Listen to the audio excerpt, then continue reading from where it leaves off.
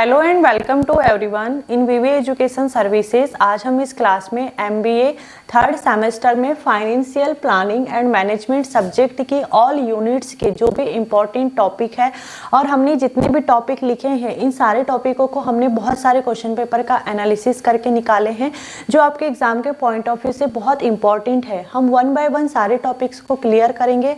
इसमें हम जैसे जो टॉपिक लिखे हैं इसके कॉन्सेप्ट को, इसकी डेफिनेशन को, इसके जो भी ऑब्जेक्टिव है, इसके जो भी स्टेप्स होंगे, जो फीचर्स होंगे, जो कंपोनेंट्स होंगे, सारी चीज़ों को हम डिस्क्राइब करेंगे ताकि आप किसी भी टाइप का अगर क्वेश्चन आए इस टॉपिक से तो आप सारे क्वेश्चंस को अटेम्प्ट कर सको। फर्स्ट ऑफ ऑल हम देखते हैं इसमें कि फाइनेंशियल प्लानिंग क्या होता है। देखो, फाइनेंशियल प्लानिंग एक ऐसी प्रोसेस है जिसमें कोई इंडिविजुअल या बिजनेस अपने फाइनेंशियल गोल को अचीव करने के लिए प्लानिंग करता है। अब देखो, जो फाइनेंशियल प्लानिंग है उसमें क्या इंक्लूड होता है, फाइनेंशियल गोल को सेट किया जाता है, फाइनेंशियल पोजीशन का एनालिसिस किया जाता है, फाइनेंशियल इंस्ट्रूमेंट का सिलेक्शन किया जाता है, जो इन्वेस्टमेंट है या जो फिर कहना चाहिए कि सेविंग है उसकी प्लानिंग की जाती है। फिर यहाँ पर देखो, जो फाइनेंशियल प्लानिंग है, फाइनेंशियल प्लानिंग के क्या ऑब्जेक्टिव हो सकते हैं, तो इसके ऑब्जेक्टिव यही है कि जो फाइनेंशियल स्पेशलिटी होना चाहिए या फिर इसमें स्टेबिलिटी होनी चाहिए, साथ ही यहाँ पर जो फाइनेंशियल गोल है वो अचीव कर सको आप। यहाँ पर फिर जैसे फाइनेंशियल फ्रीडम को अचीव करना, जो फाइनेंशियल रिस्क है उसको रिड्यूस करना। यहाँ पर फाइनेंशियल प्लानिंग अगर आप कर रहे हो तो उसमें एडवोकेट फंड होना चाहिए। यहाँ पर फिर ऑप्टिमम यूज वाला होना चाहिए, ये जो कॉस्ट है और जो रिस्क है उसको बैलेंस करने वाला होना चाहिए, स्पेशलिटी होना चाहिए, फ्लेक्सिबिलिटी होना चाहिए, लिक्विडिटी होनी चाहिए। ये सारी चीज़ें एक फाइनेंशियल प्लानिंग में होना चाहिए, ये इसके ऑब्जेक्टिव हैं। अब देखो, जो फाइनेंशियल प्लानिंग है उसके फीचर्स क्या है। इसके फीचर्स यही है कि जो फाइनेंशियल प्लानिंग है वो पर्सनल गोल पर बेस्ड है। पर्सनल गोल पर कैसे बेस्ड है, जैसे आपको घर लेना है, आपके बच्चों के एजुकेशन के लिए अगर आपको सेविंग करनी है या रिटायरमेंट के लिए आपको सेविंग करनी है, तो ये क्या हुआ, एक पर्सनल गोल पर बेस्ड है फाइनेंशियल प्लानिंग। फिर यहाँ पर फाइनेंशियल सिचुएशन का एनालिसिस करती है ये कि आप कितनी इनकम कर रहे हो, उस इनकम में से आप कितना सेविंग कर रहे हो और कितना इन्वेस्ट कर रहे हो, इन सारी चीज़ों का वो एनालिसिस करती है। फिर यहाँ पर जो फाइनेंशियल प्लानिंग है वो एक पर्सनल फाइनेंशियल एडवाइजर के रूप में भी अपना रोल प्ले करती है और आपके जो फाइनेंशियल गोल है उसको अचीव करने में आपकी हेल्प करती है। फिर यहाँ पर देखो, जो मतलब फाइनेंशियल एजुकेशन और अवेयरनेस होना चाहिए ताकि आप अपनी फाइनेंशियल डिसीजन खुद ले सको। तो ये थे इसके फीचर्स, ऑब्जेक्टिव और फाइनेंशियल प्लानिंग के कॉन्सेप्ट और डेफिनेशन। तो फिर इसके बाद जो हमारा सेकंड टॉपिक है इसमें इंडियन टैक्स सिस्टम। देखो, इंडियन टैक्स सिस्टम बहुत ही कॉम्प्लेक्स सिस्टम है, बहुत डिफरेंट टाइप के टैक्स हैं, जैसे इनडायरेक्ट टैक्स है, डायरेक्ट टैक्स है। तो देखो, जो डायरेक्ट टैक्स है, डायरेक्ट टैक्स में क्या होता है कि ये जो टैक्स है वो किसी इंडिविजुअल या कंपनी की इनकम पर लगता है। इसमें जैसे इंक्लूड है इनकम टैक्स है या फिर जैसे कॉर्पोरेट टैक्स है, वेल्थ टैक्स है, ये सारे टैक्स आते हैं आपके डायरेक्ट टैक्स में आते हैं। तो देखो, जो वेल्थ टैक्स है ना, वेल्थ टैक्स किसी भी इंडिविजुअल की वेल्थ पर, मतलब उसकी संपत्ति पर लगता है और ये एक्ट आया था 1957 में आया था। कॉर्पोरेट टैक्स लगता है किसी भी कंपनी के प्रॉफिट पर लगता है और ये टैक्स आया था 2019 में आया था। फिर जो इनकम टैक्स है, इनकम टैक्स आया था 1961 में आया था और ये टैक्स जो इंडिविजुअल है या बिजनेस है उसकी जो भी इनकम होती है उस पर लगता है इनकम टैक्स। तो ये सारे टैक्स आते हैं आपके डायरेक्ट टैक्स में आते हैं। उसके बाद में देखो, जो इनडायरेक्ट टैक्स है वो गुड्स और सर्विस पर लगता है, जैसे जीएसटी कब आया था, गुड्स एंड सर्विस टैक्स कब आया था, 2017 में आया था। फिर है एक्साइज ड्यूटी है या फिर जैसे कमोडिटी ड्यूटी है, ये सारे टैक्स आते हैं आपके इनडायरेक्ट टैक्स में आते हैं। अब देखो, जो टैक्स सिस्टम है उसके कुछ एडवांटेज भी हैं, जैसे गवर्नमेंट रेवेन्यू होता है, इकोनॉमिक ग्रोथ होती है, फिर जैसे सोशल जस्टिस होता है। सोशल जस्टिस कैसे होता है, जैसे जो रिच कंपनी है या इंडिविजुअल है उनसे ज़्यादा कर वसूल किया जाता है, मतलब ज़्यादा टैक्स लिया जाता है, और जो पुअर कंपनी है या फिर जो इंडिविजुअल है उनसे कम कर या टैक्स लिया जाता है। तो ये क्या हुआ, एक सोशल जस्टिस का भी काम करता है टैक्स सिस्टम। फिर उसके बाद में है इंश्योरेंस प्राइसिंग। देखो, इंश्योरेंस प्राइसिंग क्या है, इंश्योरेंस प्राइसिंग एक ऐसी प्रोसेस है जिसमें क्या होता है कि जो इंश्योरेंस कंपनी है, इंश्योरेंस कंपनी इंश्योरेंस पॉलिसी के लिए यहाँ पर प्रीमियम रेट को डिसाइड करती है। और ये जो प्रोसेस है, ये प्रोसेस यहाँ पर इंश्योरेंस कंपनी को ये डिसाइड करने में भी हेल्प करती है कि इंश्योरेंस पॉलिसी के लिए प्रीमियम रेट कितना लिया जाना चाहिए। साथ ही इसके ऑब्जेक्टिव क्या है, तो रिस्क को मिनिमाइज करना, फिर जैसे रिस्क को मिनिमाइज करना, फिर यहाँ जैसे जो मतलब जो फिक्स रेट है, प्रीमियम रेट है उसको फिक्स्ड करना, फिर यहाँ पर जो इन्वेस्टमेंट है, इन्वेस्टमेंट की कॉस्ट को रिड्यूस करना, ये सारे इसके ऑब्जेक्टिव हैं। फिर यहाँ पर इंश्योरेंस प्रीमियम, देखो इंश्योरेंस प्रीमियम क्या होता है कि ये एक पेड अमाउंट होता है। अब जैसे ये एक पेड अमाउंट है, तो ये जो पेड अमाउंट है ये जैसे कहना चाहिए कि जो इंश्योरेंस पॉलिसी होल्डर है, इंश्योरेंस पॉलिसी होल्डर के थ्रू जो इंश्योरेंस कंपनी है वो यहाँ पर पेड, उसके लिए पेड किया जाता है, ताकि क्या हो, जब इंश्योरेंस पॉलिसी में कोई रिस्क हो तो रिस्क को कवर किया जा सके। इसीलिए ये जो इंश्योरेंस प्रीमियम एक जो रेट है, प्रीमियम रेट है, इसमें उसको फिक्स किया जाता है या डिसाइड किया जाता है।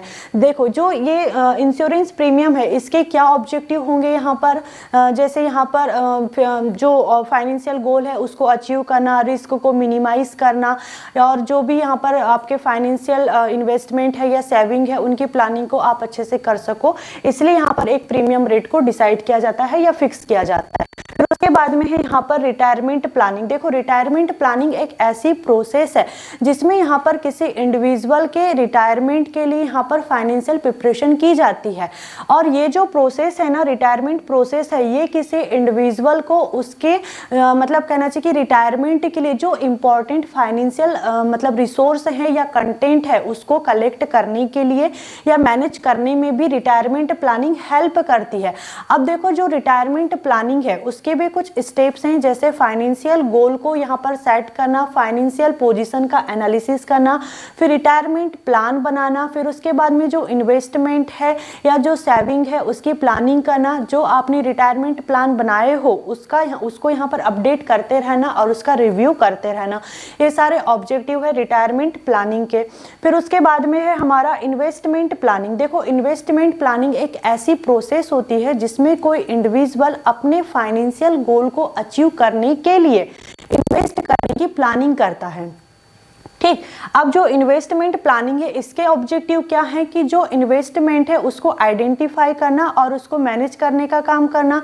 इन्वेस्टमेंट करते टाइम में जो भी अगर आपको कोई रिस्क लग रहा है तो उस रिस्क को पर मिनिमाइज करने का काम, और साथ ही आपके फाइनेंशियल गोल को भी अचीव करने में आपकी हेल्प करता है। तो ये इसके ऑब्जेक्टिव हुए। फिर है टैक्सेशन प्लानिंग। टैक्सेशन प्लानिंग में क्या होता है कि इस प्लानिंग के थ्रू कोई इंडिविजुअल या बिजनेस अपना मतलब उस पर जो भी टैक्स लग रहे हैं उस टैक्स को रिड्यूस करने के लिए और अपने फाइनेंशियल गोल को अचीव करने के लिए प्लानिंग करता है। टैक्सेशन प्लानिंग यही है कि अपने मतलब कोई भी इंडिविजुअल है या जो कंपनी है, बिजनेस है, उसमें अगर कोई टैक्स लग रहा है तो अपने टैक्स को रिड्यूस कर सके, इसलिए प्लानिंग की जाती है। अब देखो जो मतलब टैक्सेशन प्लानिंग है, टैक्सेशन प्लानिंग के भी कुछ ऑब्जेक्टिव है, जैसे टैक्स को मिनिमाइज करना, टैक्स को एनालाइज करना, यहाँ पर जो टैक्स प्लान है उसका इम्प्लीमेंटेशन करना, जो फाइनेंशियल रिसोर्स है उसका ऑप्टिमम यूज करना, ये सारे ऑब्जेक्टिव है टैक्सेशन प्लानिंग के। फिर उसके बाद में आता है इक्विटी मार्केट। देखो इक्विटी मार्केट या हम इसको शेयर मार्केट भी बोल सकते हैं, क्योंकि ये जो इक्विटी मार्केट है ये एक ऐसा मार्केट है जहां कंपनी अपने शेयर्स का ट्रेड करती है। हम बोलते हैं ना कि ट्रेडिंग कर रहे हैं, शेयर्स ले रहे हैं, बेच रहे हैं, रेट कम ज़्यादा होते रहता है इसका ट्रेडिंग, वही है इक्विटी मार्केट। तो देखो ये जो इक्विटी मार्केट है ना, ये इक्विटी मार्केट यहाँ पर किसी भी इंडिविजुअल को या मतलब जो इन्वेस्टर है, इन्वेस्टर को कंपनी में इन्वेस्ट करने का और जो उसके शेयर्स हैं उनको बाय और सेल करने की अपॉर्चुनिटी प्रोवाइड करता है। लेकिन जो इक्विटी मार्केट है, इक्विटी मार्केट में जो इन्वेस्टर होता है, इन्वेस्टर को इन्वेस्ट करने से पहले यहाँ पर अपने फाइनेंशियल गोल को और जो भी उसका यहाँ पर जैसे जो रिस्क रिस्क टॉलरेंस है या फिर जो इन्वेस्टमेंट हॉरिजॉन है, इन सारी चीज़ों को ध्यान में रखना चाहिए, तभी आपको इक्विटी मार्केट में यहाँ पर इन्वेस्ट करना चाहिए। फिर साथ ही यहाँ पर जो इन्वेस्टर है, इन्वेस्टर को यहाँ पर जो इक्विटी मार्केट के बारे में एजुकेटेड होना चाहिए, और साथ ही यहाँ पर जो भी इन्वेस्टर है अगर वो इक्विटी मार्केट में इन्वेस्ट कर रहा है, इससे पहले उसको यहाँ पर कोई भी एक्सपीरियंस्ड ब्रोकर से या अगर उसका कोई पर्सनल फाइनेंशियल एडवाइजर हो तो उससे यहाँ पर उसे कंसल्ट करना चाहिए।